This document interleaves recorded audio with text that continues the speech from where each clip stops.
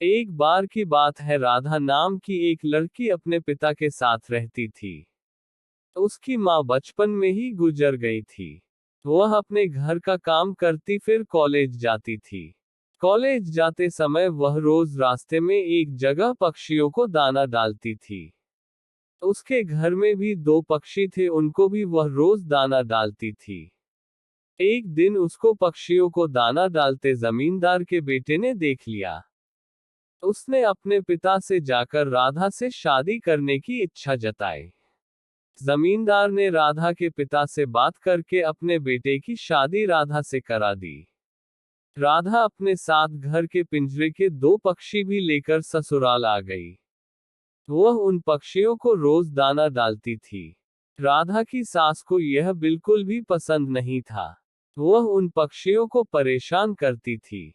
वह उनका दाना पानी जमीन में फेंक देती थी। एक दिन राधा की सास ने पक्षियों का पिंजरा ही जमीन पर फेंक दिया। उसे यह करते हुए राधा ने देख लिया।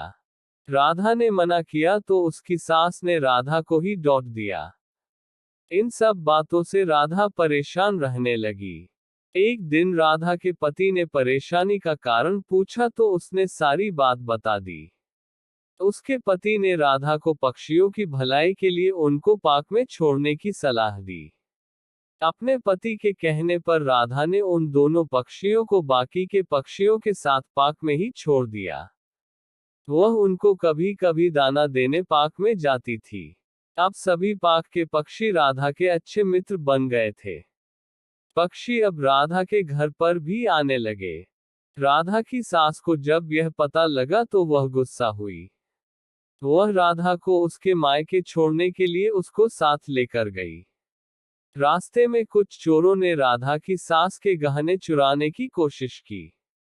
तभी राधा के पक्षियों ने आकर चोरों पर हमला किया, जिससे चोर भाग गए। इसके बाद राधा और उसकी सास घर ही लौट आए।